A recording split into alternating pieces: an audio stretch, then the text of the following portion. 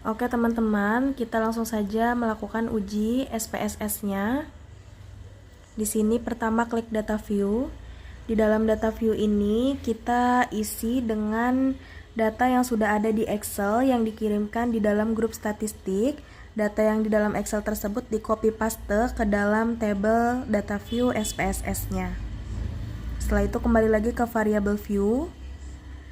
Di name ini yang pertama kita isi dengan X, lalu yang kedua kita isi dengan Y.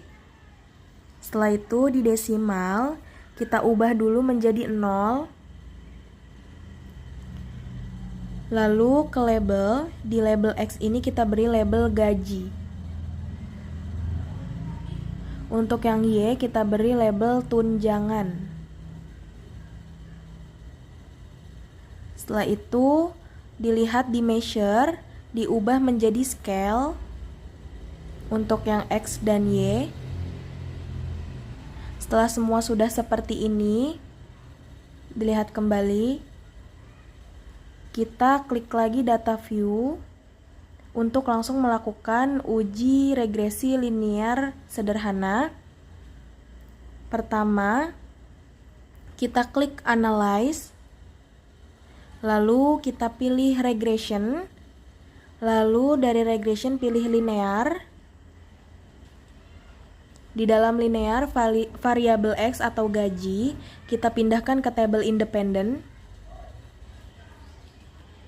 Setelah itu untuk variabel Y atau tunjangan kita pindahkan ke tabel dependent.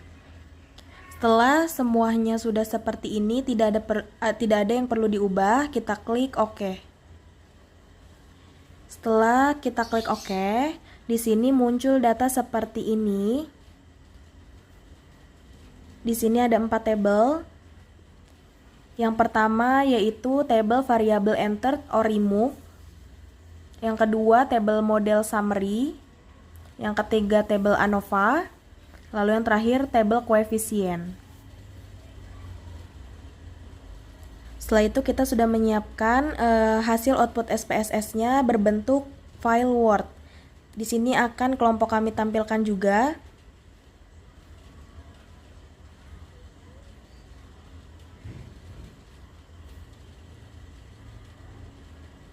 Oke teman-teman, ini adalah hasil output SPSS-nya atau cara membaca datanya.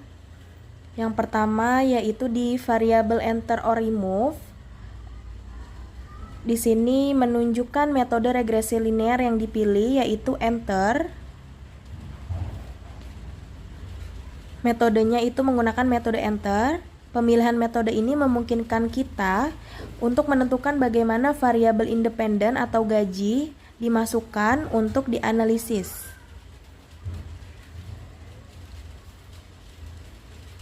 Lalu setelah itu, yang kedua di sini ada tabel model summary.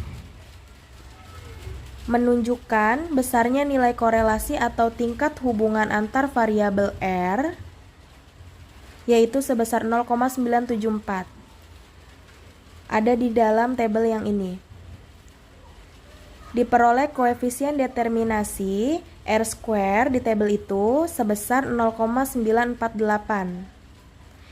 Yang mengandung arti bahwa pengaruh variabel independen gaji terhadap variabel dependen tunjangan adalah sebesar 94,8%. 94,8% ini bisa dilihat dari tabel R square yang dimana 0,948. Diubah ke dalam persen menjadi 94,8%. Dan sisanya yaitu 5,2% disebabkan oleh faktor lain. Lalu yang ketiga di sini ada tabel ANOVA. Di tabel ANOVA ini digunakan untuk menjawab hipotesis regresi sederhana.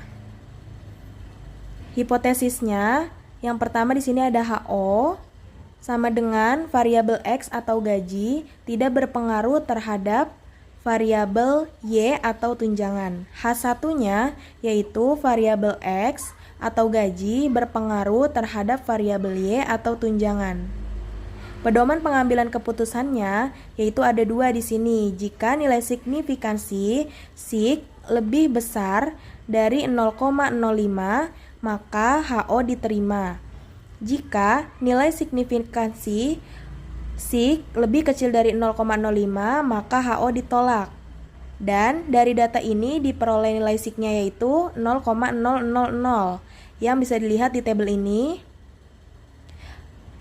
Sig 0,000 ini lebih kecil dari 0,05, maka HO ditolak. Jadi variabel X atau gaji ini berpengaruh terhadap variabel Y yaitu tunjangan. Bisa dilihat di mana sih variabel X ini berpengaruh? Kita kembali lagi ke tabel yang model summary. Di sini, variabel independen gaji terhadap variabel dependen tunjangan itu berpengaruh sebesar 94,8%.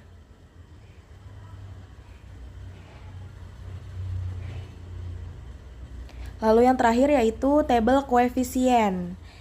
Di sini diperoleh nilai konstan yang ditandai dengan A sebesar minus 614,019. Sedangkan yang bisa dilihat di tabel ini. Sedangkan nilai koefisien regresi atau ditandai dengan B sebesar 0,655. Bisa dilihat di tabel ini. Lalu, persamaan regresi sederhananya dapat ditulis Y sama dengan A plus BX. Y sama dengan minus 614,019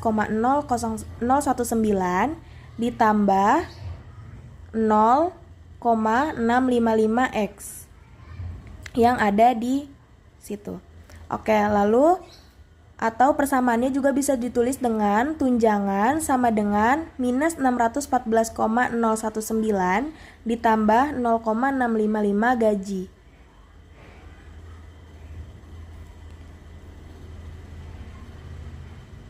Dan persamaan tersebut dapat diterjemahkan dengan konstanta A sebesar minus 614,019 yang ada di tabel A tadi. Angka ini merupakan angka konstan yang mempunyai arti jika tidak ada gaji, maka nilai tunjangan sebesar minus 614,019. Konstanta B merupakan angka koefisien regresi. Nilainya itu sebesar 0,655 yang ada di sini, di tabel ini. Angka ini mengandung arti bahwa setiap penambahan satu gaji, maka tunjangan akan meningkat 0,655. Lalu yang terakhir, persamaan ini, variabel gaji ini berpengaruh positif terhadap variabel tunjangan sebesar 0,655. Berpengaruh positif ini bisa dilihat dari mana? Bisa dilihat dari yang ada di minus 614,019 ditambah 0,655, berarti di sini ada tanda plus, berpengaruh positif. Jadi variabel gaji berpengaruh positif terhadap variabel tunjangan sebesar 0,655 yang bisa dilihat di sini. Oke, mungkin cukup. Ini adalah bentuk uji regresi linear sederhana dengan menggunakan SPSS. Berikut penyampaian dari kelompok kami. Terima kasih. Wassalamualaikum warahmatullahi wabarakatuh.